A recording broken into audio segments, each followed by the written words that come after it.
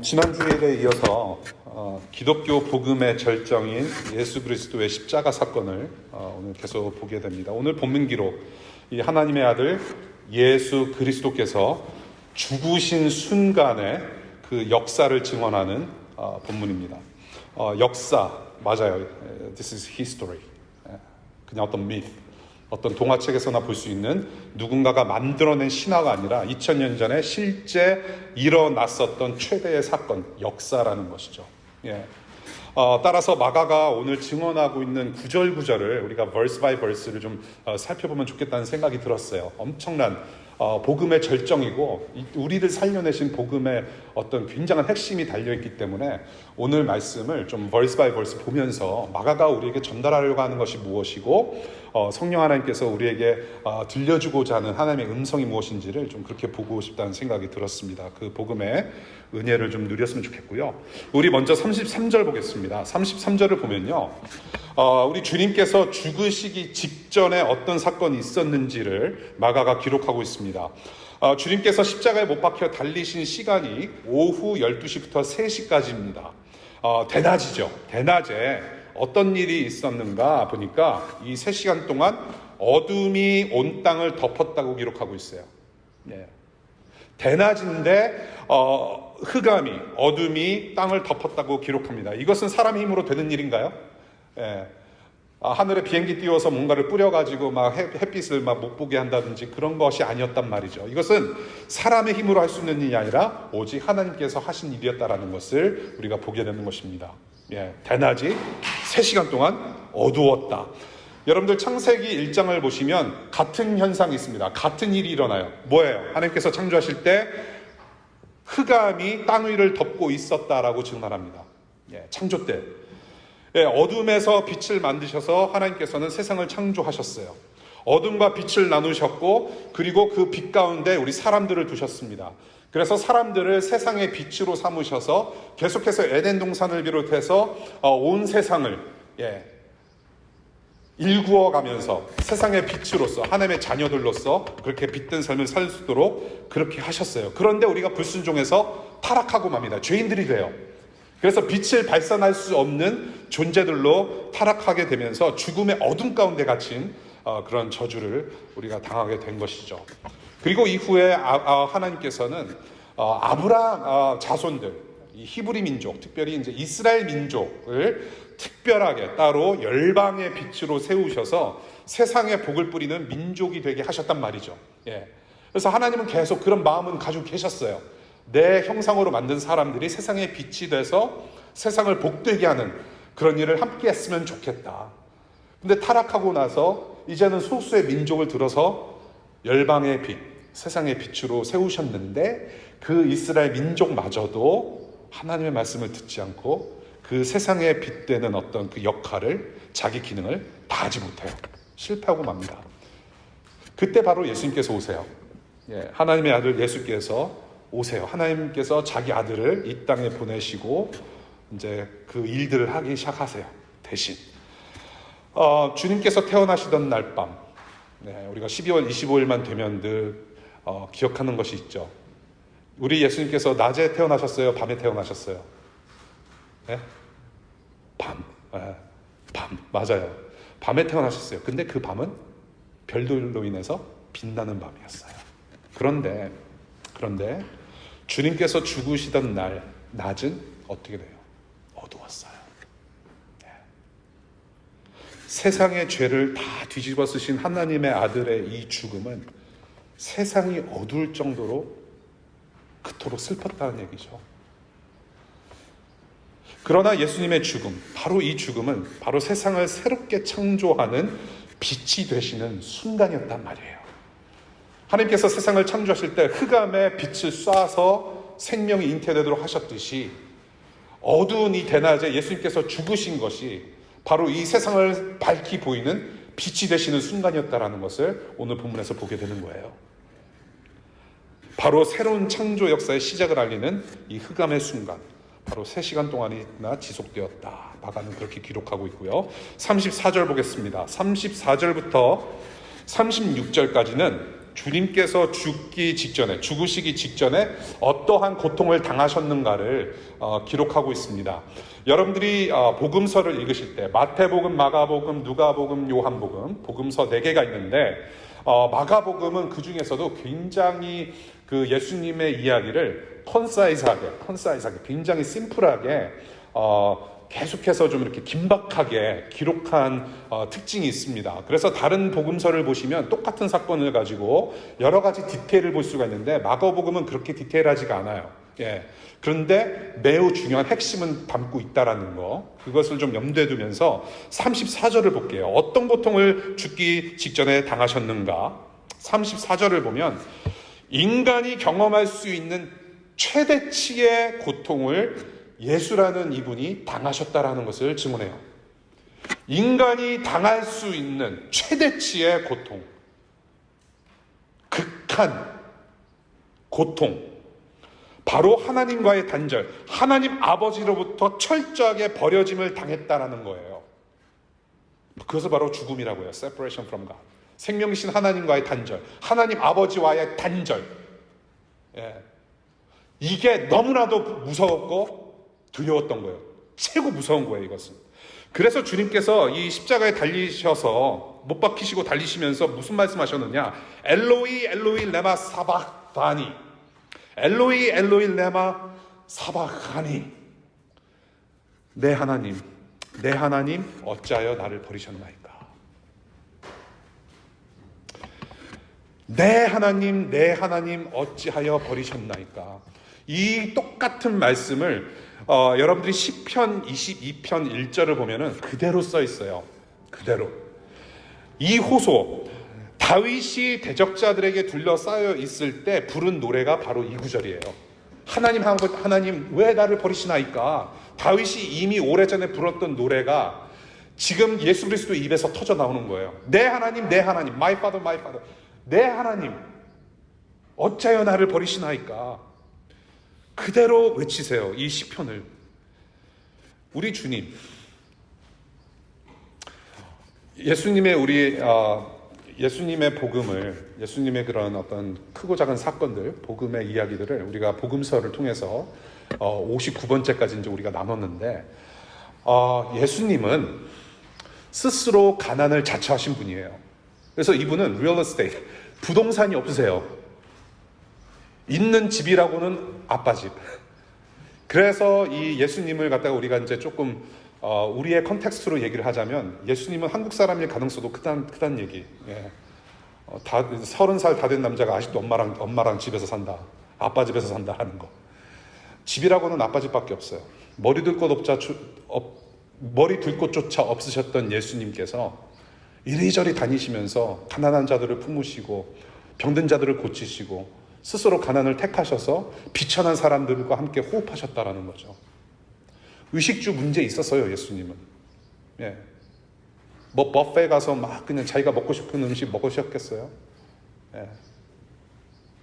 말이 청년이지 예수 그리스도라는 사람은 말이 사람이고 청년이고 젊은 사람이었지 별로 그렇게 뭐 흠모할 만한 것이 없다라고 이미 이사야서는 얘기를 하고 있잖아요. 예. 저는 예수님보다 덜한 사람이에요. 저는 예수님의 이 발톱의 때보다도 못하는 사람인데, 제가 하나 자신 있는 거는 그래도 예수님보다는 외모는 좀 더 나았지 않을까. 예, 그거 하나는 저는 자신 있다고 생각을 해요. 천국 가면 제가 한번 보려고 그래요. 그분이 어떻게 생기셨는지. 우리 예수님은 의식주, 먹고 사는 문제, 어디서 자는 문제, 무엇을 입는 문제, 그리고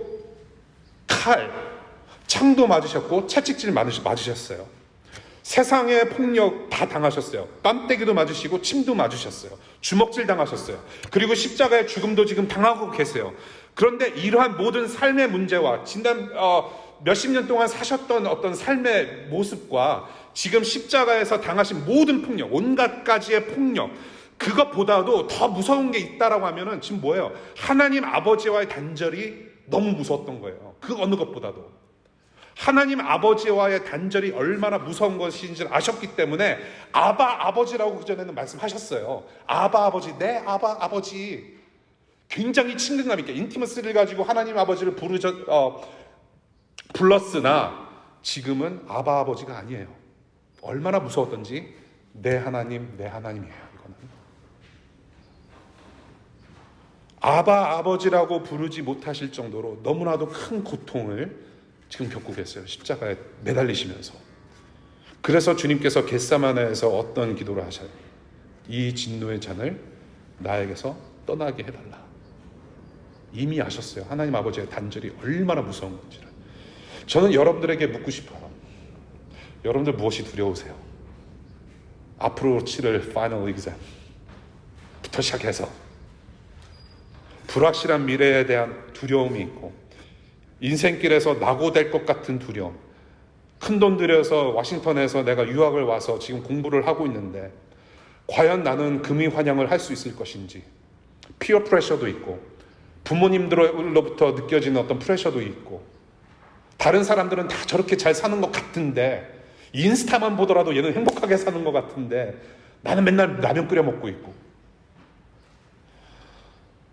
이러한 상황들에서 오는 어떤 버틸 수 없는 시선들, 학업의 문제, 직장의 문제, 관계의 문제, 뭐 어떤 재정적인 문제, 신분의 문제, 시시때때로 찾아오는 어떤 그런 좌절을 느끼게 하는 그런 것들, 이런 것들이 이미 칼과 창이 돼서 나를 찌르고 있어요. 이미 아파요. 나는 이미 슬프고 아프고 고통스러워요. 내 삶을 쑤시고 후벼파고 들어와서 내 삶 자체를 두렵게 만들고 이미 아픈 상태로 우리는 살아가요. 그래서 우리는 두려운 게 분명히 있을 거예요. 저도 두려워요.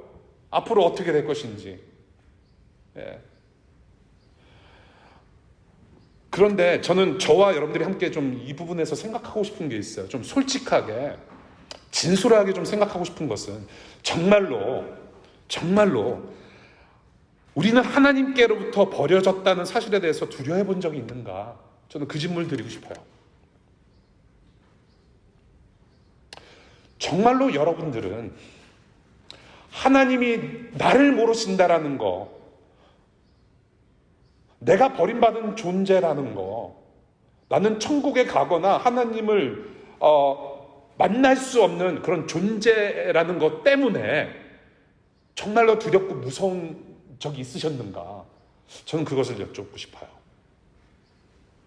네.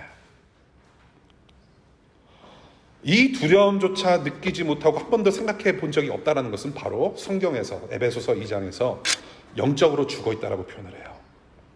영적으로 죽어있다. 이렇게 영적으로 죽어있는 저와 여러분들을 위해서 예수님은 이 땅에 오셔서 육체의 죽음을 당하신 거예요. 그걸 좀 생각해보면 좋겠어요.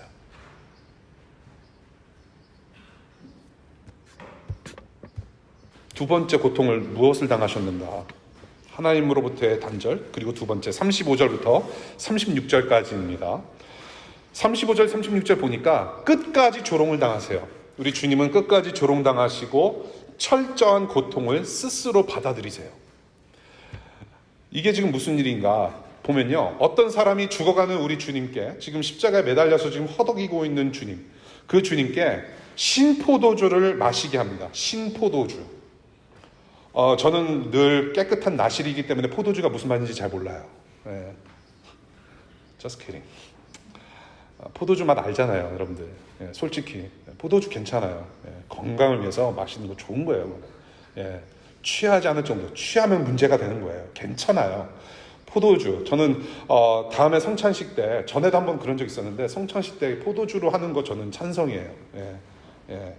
근데 이제 나를 좀 달리해서 예, 포도주 진짜 그 알코올 기운을 받고 이제 유혹에 떠는 분들 계실까 봐서 따로 하면 좋을 것 같은데, 아무튼 포도주, 신포도주를 마시게요. 그런데 여기서 지금 말씀으로 기록된 포도주는 어떤 포도주냐면 신포도주래요. 식초를 섞은 포도주예요.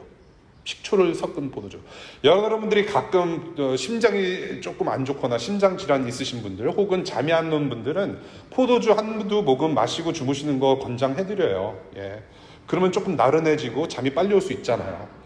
그런데 지금 이 사람이 준 포도주는 그냥 포도주가 아니에요. 예수님께서 당하시는 고통을 조금 더 미니마이즈 시키기 위해서, 리듀싱 하기 위해서 드리는 포도주가 아니라 식초를 섞은 거예요. 그때 당시 식초를 섞은 포도주는 어떤 용어로 많이 쓰여졌냐면은 군인들의 기력 회복제라는 거예요. 에너지 드링크예요, 에너지 드링크. 그래서 이 똑같은 장면을 요한복음 19장에서 기록하고 있는데 그 요한복음 19장의 29절을 보면은 그 당시 상황이 어땠냐면 그 식초를 섞은 포도주가 십자가 주변에 한 그릇이 있었다라고 증언하고 있습니다.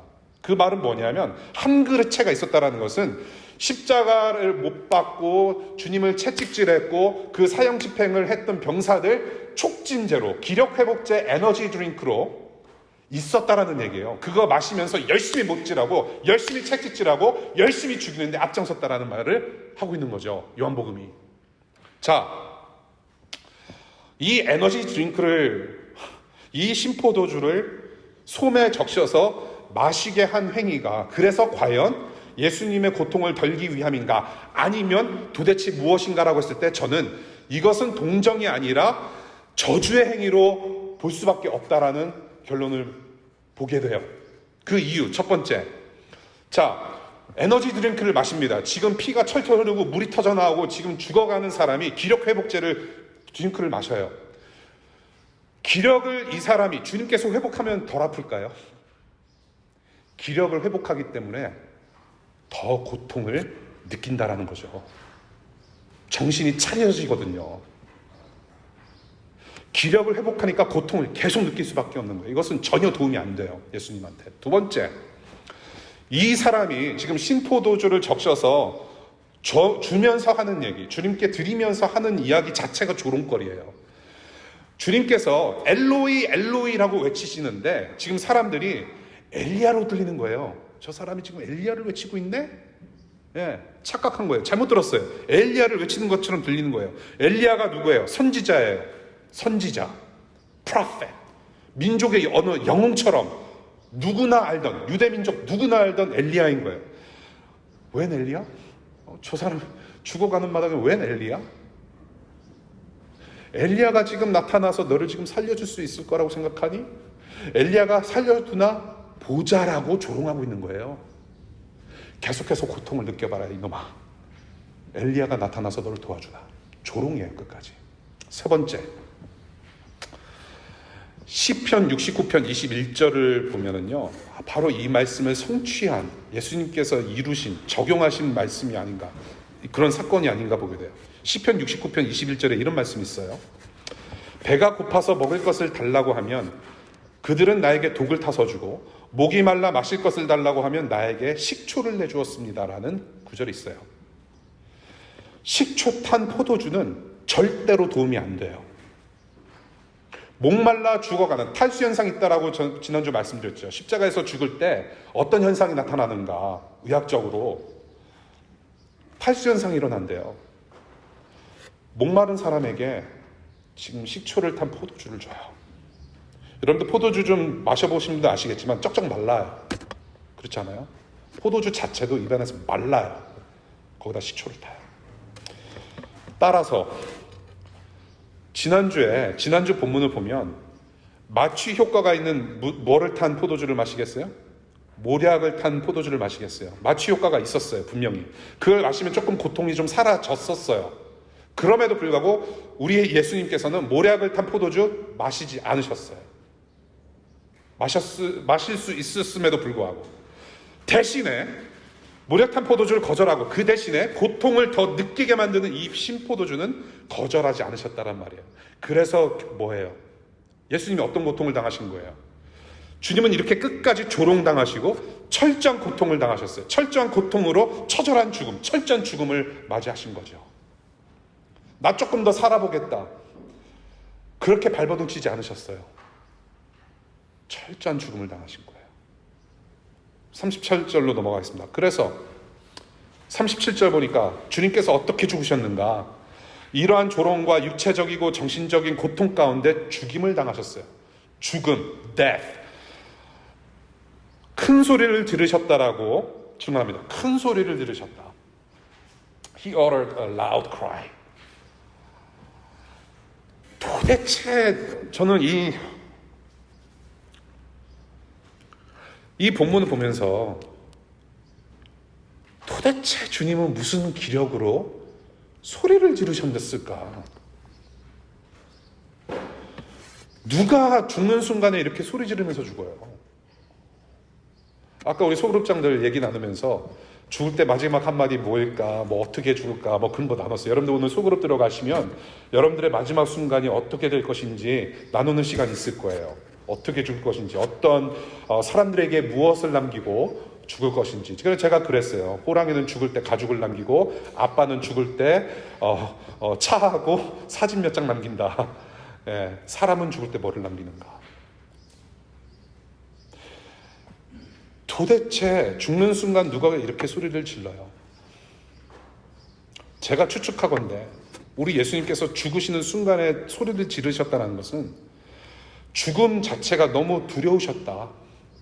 죽음이라는 게 뭐예요? 아까도 말씀드렸듯이 하나님과 단절, 하나님하고 멀어지는 거예요. 하나님이 없는 세상으로 들어가는 거죠. 그것이 너무나도 두려우셔서, 너무나도 무서우셔서 소리를 지르신 거였고, 또한 그 죽음이 어떤 죽음이에요? 세상과 저와 여러분들의 죄를 혼자 다 감당하시는 게 육신적으로 너무 큰 고통이었다라는 거죠. 세상 죄를 지고 가는 어린 양 예수 그리스도 그 작은 몸뚱아리 안에 우리의 모든 죄악과 죄가 다 쏟아졌을 때 당하는 그 심정, 고통이 말로 표현할 수 없는 아웃크라이로 표현될 수밖에 없었다라는 것. 그리고 마지막으로 구원을 이루시기 위한 주님의 마지막 힘을 다 짜내신 순간이었다. 그래서 큰 소리를 지르시고 드디어 숨지셨다. 저는 그렇게 생각이 돼요. 숨지셨어요. 죽으셨어요. 이것은 실제적인 인간의 죽음을 말합니다. 어떤 신학자들은, 그리고 이 성경의 말씀을 잘 믿지 않는 분들은 이런 얘기들 많이 해요. 죽은 척 했다가 3일 지나서 그냥 일어나는 사건이다. 실제로 예수 그리스도의 인간적인 죽음을 부인하는 사람들이 참 많습니다. 성경은 예수 그리스도의 인간의 죽음을 얘기하고 있어요. 실질적인 죽음, actual death. 신학적으로 죽은 거 아니에요. 어떤 미티컬하게, 뭐 어떤 신화적으로 죽은 거 아니에요. 흉내내는 거 아니에요. 척한 거 아니에요. 프리텐드 하는 거 아니에요. 기절하신 것도 아니에요. 뭐 패스아웃 돼가지고 잠깐 기절하고 있다가 3일 만에 딱 떴는데 무덤이고, 그거 아니에요. 사람들의 죄를 감당하시기 위해서 사람의 몸, 성육신, 사람의 몸으로 오셨어야 됐고, 죄의 대가인 죽음을 우리 대신 당하셔야 했기 때문에 인간의 모습으로 오셨어야만 했어요. 그래서 우리가 죽을 때 죽음을 흉내내지 않잖아요. 여러분들 죽을 때 나 잠깐 죽었다 일어날게. Bye for a moment. 잠깐 눈 감았다 일어나는 거 아니잖아요. 이처럼 죽음을 흉내내지 않는 것처럼 예수님도 죽음을 흉내내지 않고 철저한 인간으로서 죽으셔야 했다라는 거. He took his last breath. 실제적인 죽음이에요. 제가 우리 애들한테, 가족한테 남긴 유언, 나를 죽으면 괜히 땅 사서 파묻지 말고 태워다가 이쁘게 화장해서, 이쁜가요? 화장해서 저 포토맥강에 뿌려라. 얼마나 멋있어요. 인간의 이 말미에 다 뿌림을 당하는. 근데 제가 좀 알아보니까 포토맥강에 이렇게 함부로 못 뿌리게 돼 있더라고요. 그래서 이제 조금 생각을 바꿨어요. 일단은 화장을 한 다음에 그 수목장, 나무 밑에 이렇게 묻는 게 있더라고요. 그래서 나무 밑에 거름으로 하라고 이제 내가 하고 있는데,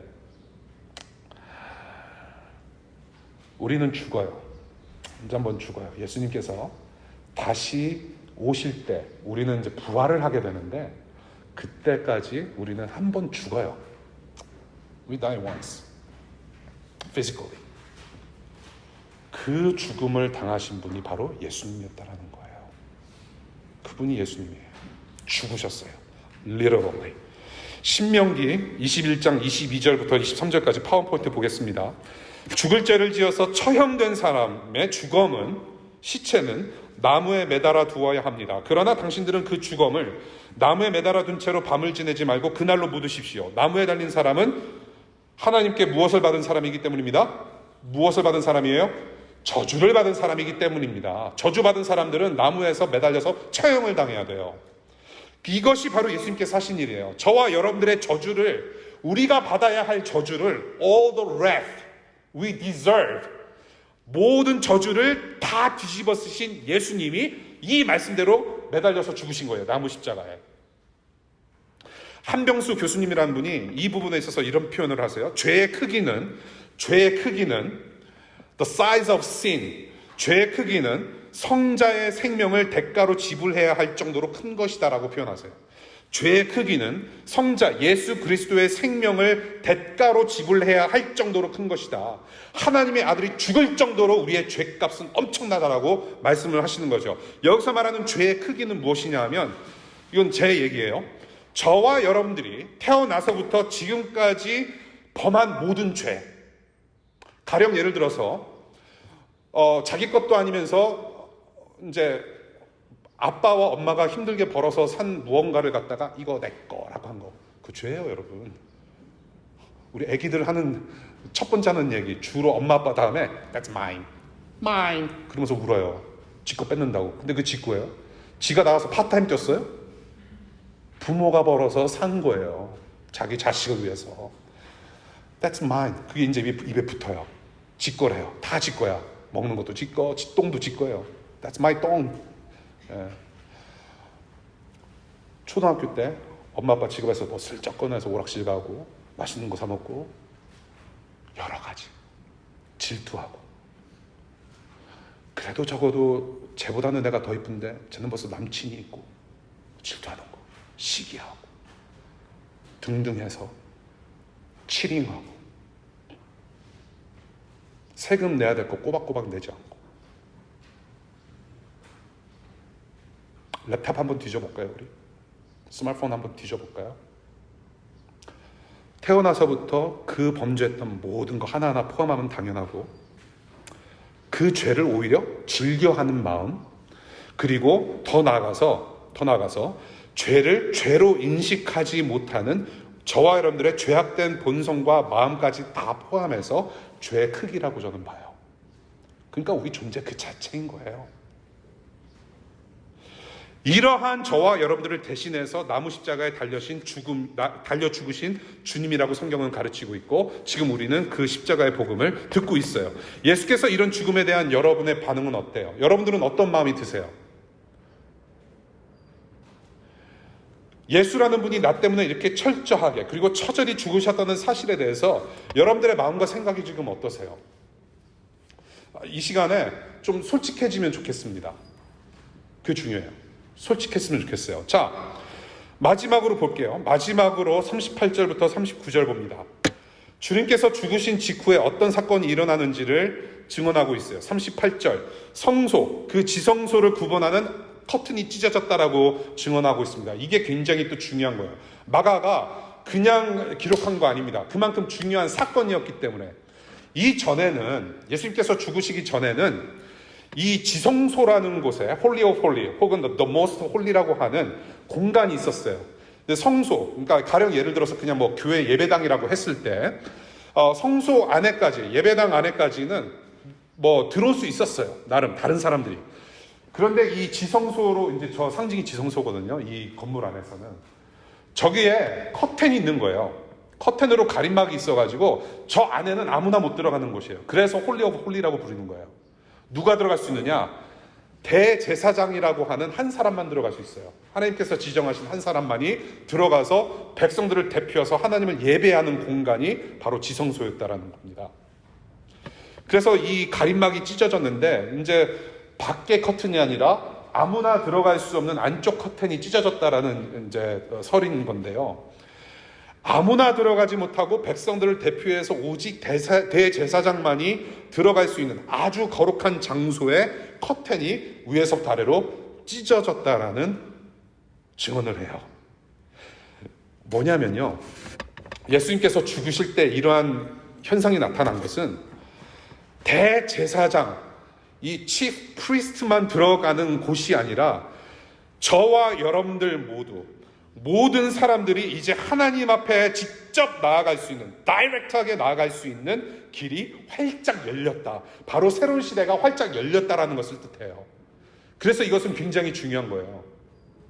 대제사장 혼자 들어가서 혼자 예배하고 뭐 그런 게 아니라 이제는 누구든지 와서 하나님을 만나고, 누구든지 와서 하나님의 이름을 부르며, 누구든지 나와서 하나님께 예배하며 찬송하고 기도도 할 수 있는 그런 새로운 시대가 열렸다. 그래서 이 휘장, 커튼이 어떻게 찢어졌냐? 위에서 아래로 찢어졌다고 표현을 하는 거죠. 사람이 일방적으로, 인위적으로 밑에서 아래로 찢은 게 아니라 하나님께서 활짝 열어주셨다라는 겁니다. 관계를 확 트셨다라는 거예요. 이제 하나님이 두 팔 벌려서 우리를 뜨겁게 품으시고 주님의 못 박으신 두 팔을 벌려서 우리 죄인들을 반갑게 맞이하세요. 우리는 이제 더 이상 제사장이 우리 대신에 유월절 어린 양을 잡아다가 족쳐가지고 피 뿌리고 막 도살하고 제사동물 피부를 뿌리면서 제사를 하고 절기를 지킬 필요가 없게 되었다는 얘기예요. 그래서 예수님 시대 이전에는 절기를 그렇게 지켰으나 예수님이 죽으시고 난 다음에는 절기가 필요 없는 거예요. We have access 24/7. 24/7 액세스를 하나님 앞에 가지고 언제든지 하나님을 예배하며 찾을 수 있고 나아갈 수 있는 존재들이 되었다. 그런 새 시대를 활짝 여셨다라는 것. 그래서 이 사건이 굉장히 중요한 사건이죠. 또 다른 중요한 사건 39절 볼게요. 39절. 이 백부장이라는 사람이 엄청난 고백을 해요. 백부장이라고 하는 것은 어떤 백시성을 가진 사람이 부장이 됐다는 얘기 아니에요. 뭐 백종원 씨가 무슨 음식회사에 부장 됐다는 얘기 아니에요. 백부장이라고 하는 것은 100명 단위의 리더를 말하는 거예요. 100명 단위의 그 군대를 이끌었던 리더를 얘기하는 건데 이 백부장이 어떤 사람이냐면은 로마 군인이에요. 십자가 처형을 처음부터 끝까지 집행하고 총괄했던 사람입니다. 그 백부장 로마 사람이 지금 엄청난 고백을 해요. 참으로 이분은 하나님의 아들이었다. Truly this man was son of God. Man of God. 마가복음 첫 구절 뭘로 시작해요? 마가복음 1장 1절. 굉장히 중요해요. 마가복음 1장 1절. 뭐라고 시작합니까? 하나님의 아들 예수 그리스도의 복음은 이러하다라고 하면서 복음서가 시작이 돼요. 하나님의 아들 예수 그리스도의 복음은 이렇게 시작한다. 이러하다. 마가복음 기록에서 처음으로 그 예수 그리스도를 마가복음 1장 1절이 가리키고 있는 그 하나님의 아들 예수 그리스도를 하나님의 아들로 처음으로 고백한 사람이 바로 이 백부장이에요. 이 백부장 십자가에 예수님을 못 박아 매달고 채찍질하고 그 고난을 받으신 고난을 진두지휘하면서 집행했던 로마 사람이고 이방인이었어요.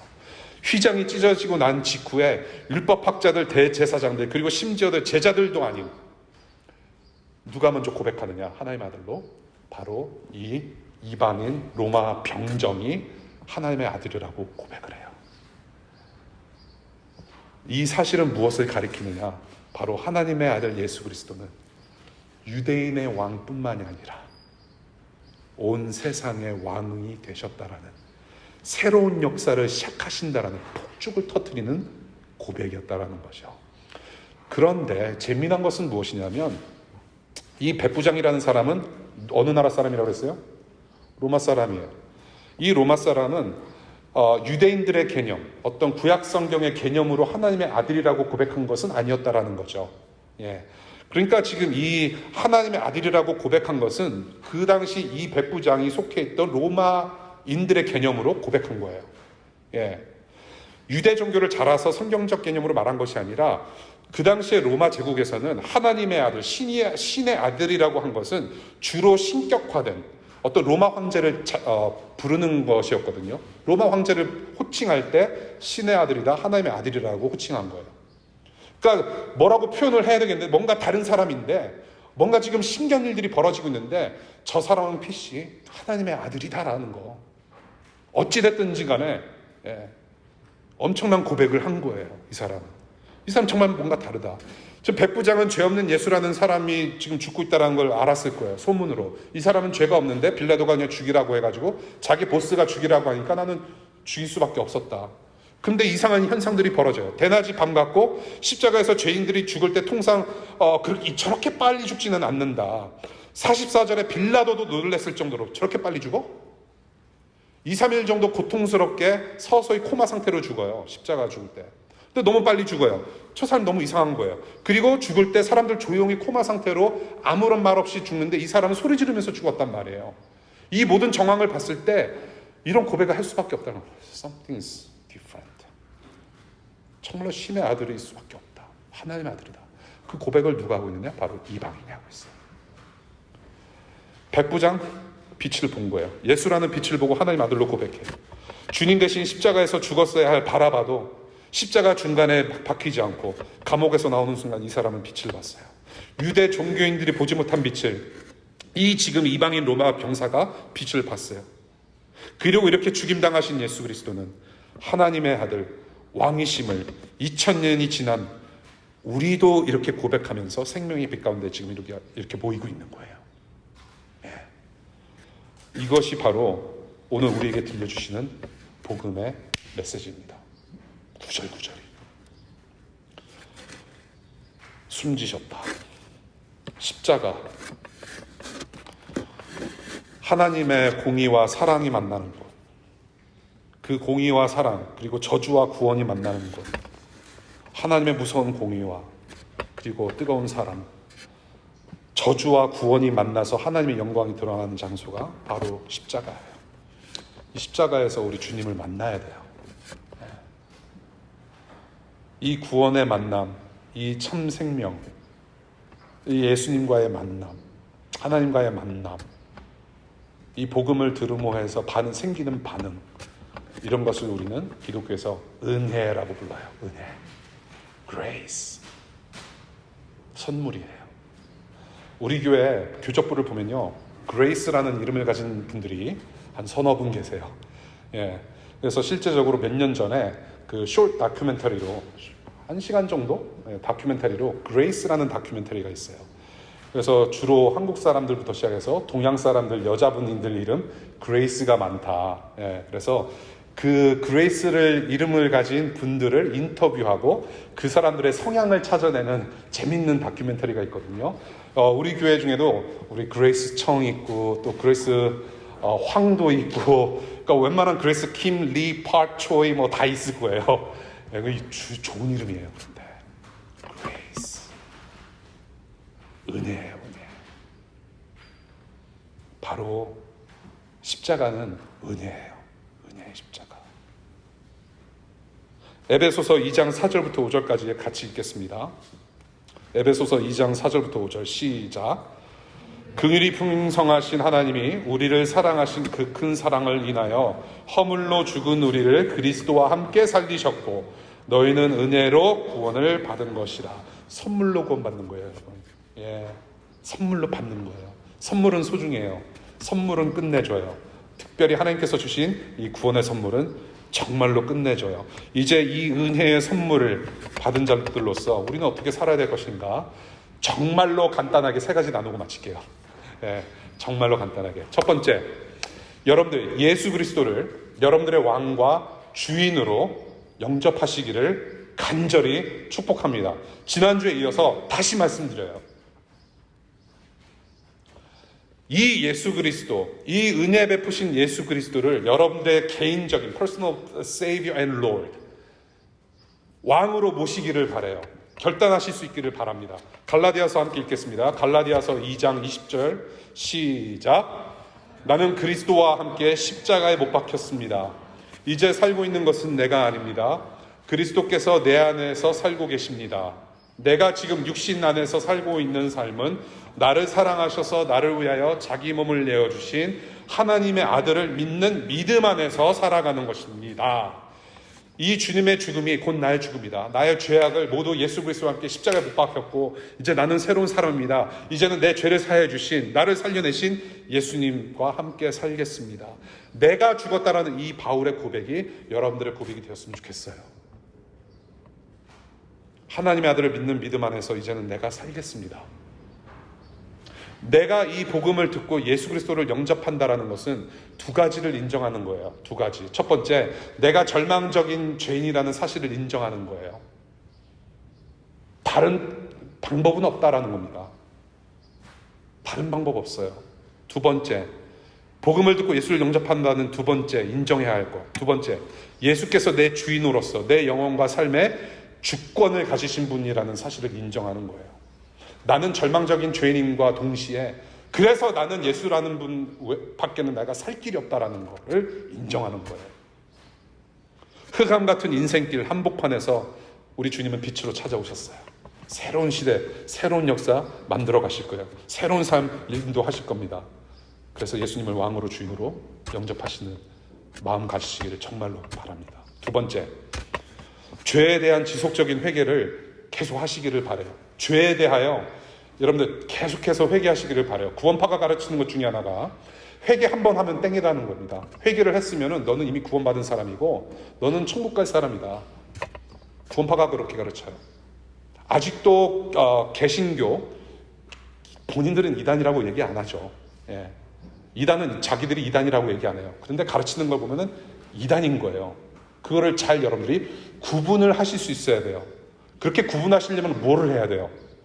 여름 학기 양육과 훈련 혹은 이후에 일어나는 모든 말씀 공부하는데 여러분들이 쫓아다니셔야 돼요. 왜 이단들이 자꾸 정명석 같은 애들이 수많은 이단들이 왜 큰 교회, 작은 교회 왜 이렇게 침투를 잘하는지 아세요? 교회에서는 성경 안 가르친다는 것을 잘 알기 때문에 그래요. 배우는 사람들이 없다. 그래서 21세기 최대의 그 위기는 물론 개인, 개교회, 지역교회도 문제지만 신학교가 지금 문 닫고 있다는 거. Anyway, 죄는요 딱 한 번만 회개하고서 땡이 아니에요. 처음에 내가 죄인임을 고백하고 인정하는 회개도 물론 필요하지만 우리는 예수 그리스도를 닮아가는 과정 속에서 구원을 가는 과정 속에서 우리는 여전히 죄와 씨름을 해요. 우리는 계속 몸부림을 치고 있는 사람들이에요. 우리는 죄를 싸워요. 그래서 신앙이 힘들잖아요. 신앙생활이. 그렇잖아요. 마음 편히 저문을 통과해서 들어오신 분들 중에 나는 괜찮다라고 하신 분들 거의 없을걸요. 뭔가 무거운 마음 가지고 오잖아요. 여러분들이 죄를 짓지 않더라도 심지어는 어떤 삶의 무게를 지고 들어와서 위로받고자 하는 분들도 계셨을 거란 말이에요. 우리는 그렇게 살아요. 죄에 대한 지속적인 회개가 필요한 사람들이에요. 우리는 지속적으로 우리의 허물, 우리의 약함을 회개함으로 계속 돌이켜서 하나님 앞에 나아가는 연습, 일상이 필요해요. 우리 로마서 6장 14절 보겠습니다. 로마서 6장 14절 다 같이 시작. 여러분은 율법 아래에 있지 않고 은혜 아래에 있으므로 죄가 여러분을 다스릴 수 없을 것입니다. 그래서 드리는 질문이 뭐냐면 지금 무엇이 여러분들을 지배하고 있는가? 내 죄를 사하신 예수 그리스도의 십자가 은혜로 나는 살아가는가? 아니면 여전히 나를 감싸고 도는 죄의 습관으로 살아가는가를 질문드리고 싶어요. 존 오웬이라고 하는 400년 전 영국 청교도 신학자가 있는데 죄에 대해서 아주 해부를 해가지고 책을 많이 쓰셨는데 이분이 하신 말씀 중에 죄의 지배 아래 있음을 알려주는 위험한 징후 5가지라는 제목으로 글을 짧게 쓰신 적이 있어요. 죄의 지배 아래 있음을 알려주는 위험한 징후 5가지. 첫 번째, 파워포인트 볼게요. 특정한 죄가 어느 한 방면의 상상력을 지배하며 사고 기능에 관여할 때. 두 번째, 특정한 죄가 어느 한 방면의 정서를 지배할 때. 세 번째, 죄 죽임을 위한 은혜의 방편들을 활용하기를 소홀히 할 때. 이게 뭐냐면 죄 죽임을 위한 은혜의 방편이 뭐예요? 회개하고 기도하고 그렇게 살지 않도록 삶의 습관들을 바꾸고 그런 여러 가지들. 말씀을 공부하고 공동체 속에서 함께 예배하고 공동체 가운데 위로받고 같이 격려받으면서 서로를 세워주는 그러한 여러 가지들. 네 번째, 신자가 어떤 죄를 깨달았음에도 불구하고 죄를 의지적으로 남겨두려고 할 때. 네. 뭔가 큰 변화는 있어 보이나 살짝 뭐 하나 남겨놓는 거예요. 그런 게 분명히 있다는 거죠. 다섯 번째, 마음이 심각하게 굳어져서 하나님의 말씀과 은혜에 반응하지 않으려고 할 때. 내가 의지적으로 인텐셔널리 반응하지 않으려고 하는 부분들도 있을 거예요. 우리 교회 생활 처음 하시는 분들, 오늘 이런 이 성경 말씀을 처음 들으시는 분들, 예, 마음이 굳건히 닫힐 수 있어요. 그런데 마음이 심각히 굳혀져서 하나님의 말씀과 은혜에 반응하지 않으려고 할 때 자연적으로 나올 수도 있고 일부러 할 수도 있고. 가령 예를 들어서 여러분들 십자가를 보면 무슨 생각이 떠오르세요? 십자가를 보면 예수라는 이름을 들을 때 어떤 마음이 드세요? 십자가와 예수를 바라보면서 들으면서 아무런 느낌이 오지 않는다면 바로 이 범주 안에 저는 있다고 생각을 해요. 아무런 반응을 할 수 없을 때, 말씀과 은혜에 반응하지 않을 때, 말씀을 읽으려고 하지 않고 더 탐구하지 않으려고 하고 예수 그리스도의 복음을 더욱더 깊이 깨달아 알아서 정말로 감사 찬송을 드릴 수 있을 만큼 정말로 그런 열정으로 살아가지 못하는 모습. 이 십자가 복음을 듣고 들으면서도 매주마다 40분 50분씩 설교를 듣고 하면서도 말씀을 펴지 않고 내 개인적으로 그래서 나는 어떻게 살아야 할 것인가 절망하지도 않고 그러한 반응을 하지 않으려고 할 때, 그렇게 위험한 징후 5가지를 존 오웬이 얘기하고 있어요. 저는 여러분들이 이 목록에서 상당 부분 지금 내 모습이라고 동의하신다면 여전히 죄의 지배 가운데 죄의 지배가 더 강력하게 임하고 있다는 증거라고 저는 얘기를 드리고 싶어요. 이 죄의 문제는 결코 가볍게 여겨서는 안 되는 거예요. 저도 미치겠어요. 저도 죄인이고 정말 한심해요. 그래서 하나님의 말씀을 감히 이렇게 막 전하고 하는 게 미치겠어요. 매주마다. 죄의 문제는요 굉장히 일상적이에요. 늘 존재하는 문제. 숨을 쉴 때마다 우리가 의식적으로 또한 무의식적으로 경험하는 것이 죄의 문제예요. 그런데 이 십자가 은혜의 복음을 중심으로 살고자 하는 사람들에게 나타나는 특징이 있는데, 좋은 특징이 뭐냐면요, 성령님께서 도와주시고 죄에 대한 경각심이 일어나면서 동시에 거룩한 삶을 추구하고자 하는 열망은 반드시 있다는 거예요. 왜냐하면 성령님께서 도와주시고 약속을 하셨기 때문에. 예수 그리스도를 주로 시인하고 죄와 멀어지는 순간 성령께서 도와주신단 말이에요.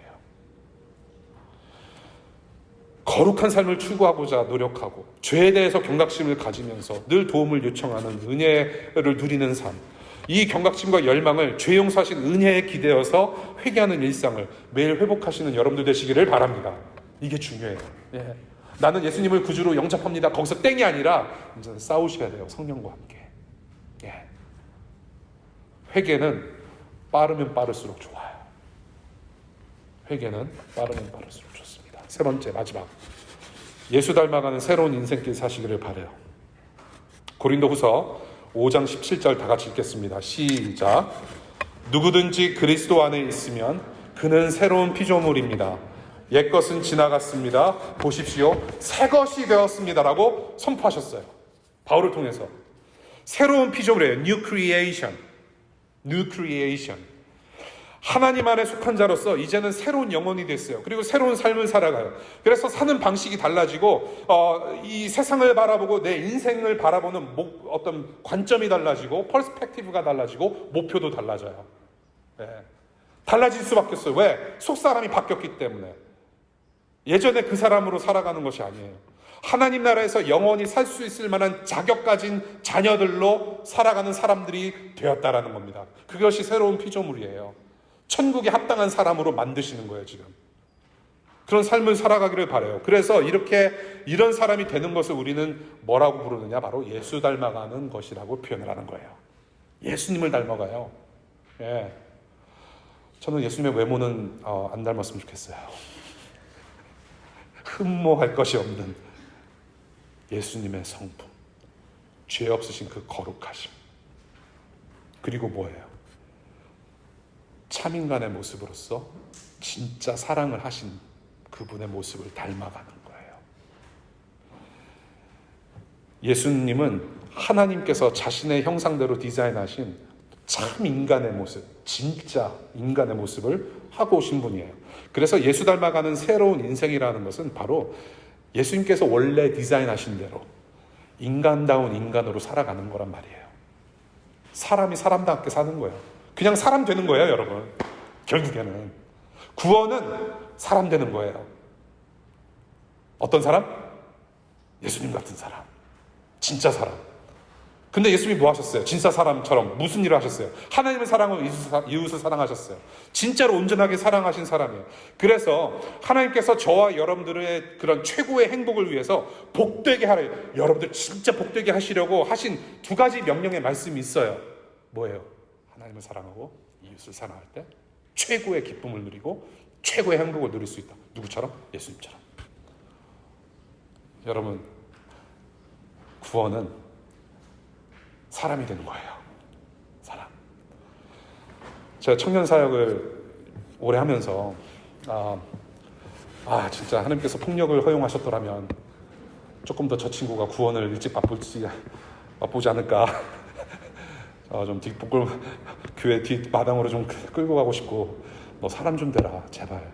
사람 먼저 된 다음에 성역 공부 참석하고 예배 와라. 정말로 그러고 싶은 청년들이 몇 있었어요. 근데 보니까 제가 이제 결혼해서 보니까 제가 그 사람이 아니었던 거예요. 제가. 지금도 여전히 저는 거울을 보면서 네가 사람이 좀 돼야 된다. 그게 뭐예요? 결국에는 예수님을 닮는 거예요. 예수님. 사람이 되라는 거예요.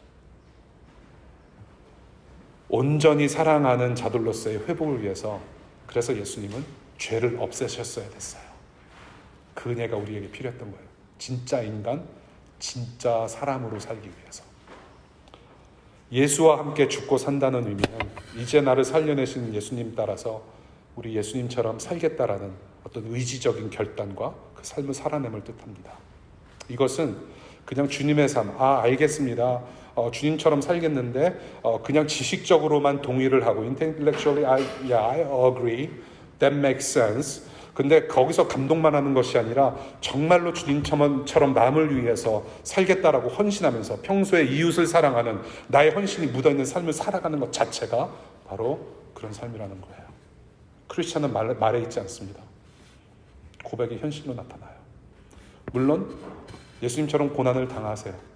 여러분들 고난이 있을 거예요. 그런데 그 고난을 넉넉히 이길 수 있는 성령 하나님이 인도하시면 반드시 있다라는 거. 그것이 어떤 고난으로 올지 몰라요. 지금 현재 우리가 어떤 인생의 부분 영역에서 우리가 순교해야 될지 모릅니다. 지름신이 강림했을 때 나는 예수를 믿기 때문에 나는 충분히 돈이 있을지라도 저것을 사지 않고 그 대신 천천히 모아뒀다가 봉헌을 하든지 이웃에 정말로 필요한 우리 교우들을 위해서 내가 사용하고 싶다라는 그러한 일반적인 가장 실천할 수 있는 그런 순교부터 시작해서 정말로 내가 손해를 볼지라도 남을 위해서 남이 잘 되는 것이라면 기꺼이 할 수 있는 마음을 성령님께서 주실 거라는 말이죠. 그러한 헌신의 삶, 여러분들이 바로 세상의 빛입니다. 그 구원의 여행길 위에서 만나는 낮고 비천한 곳에서 신음하는 이웃들, 그분들에게 조금이나마 빛이 되어줄 수 있다면 얼마나 좋을까요? 그것이 바로 십자가 은혜, 복음의 도전, 그리고 우리가 살 길이라고 저는 봅니다. 그러한 예수쟁이들이 되었으면 좋겠어요. 기도하겠습니다.